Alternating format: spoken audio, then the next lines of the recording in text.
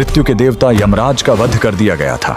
जी हाँ, उस दिन मौत को खुद अपनी मौत देखनी पड़ी थी और उनका वध करने वाले कोई और नहीं बल्कि स्वयं कालों के काल महाकाल थे। सिर्फ अपने एक 16 साल के नन्हे भक्त को बचाने के लिए महादेव ने यमराज की छाती पर ऐसी लात मारी कि यमराज के प्राण निकल गए। कहानी शुरू होती है महान शिव भक्त ऋषि मृकंडु और उनकी पत्नी मरुदवती से। सब कुछ था उनके पास, लेकिन एक ही दुख था, संतान का न होना। उन्होंने शिवजी की कठोर तपस्या की। भोलेनाथ प्रसन्न हुए, लेकिन उन्होंने एक कठिन शर्त रख दी। उन्होंने पूछा, तुम्हें कैसा बेटा चाहिए?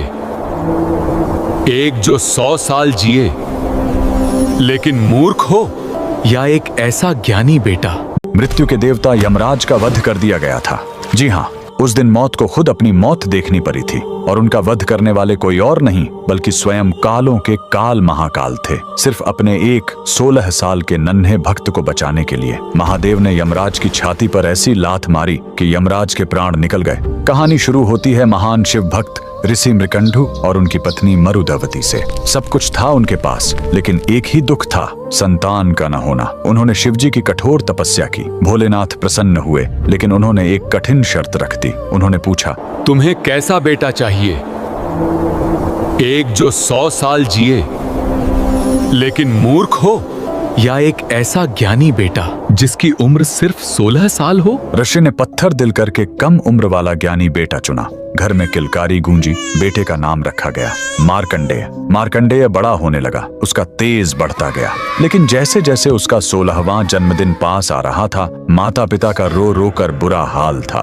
जब मार्कंडेय ने कारण पूछा और उसे अपनी मौत का सच पता चला, तो वो नन्हा बालक बिल्कुल नहीं घबराया। उसने कहा, मैं उस महाकाल की शरण में जाऊंगा जो मौत को भी बदल सकते हैं। वह घर छोड़कर एक पवित्र और सुंदर नदी के किनारे आ गया।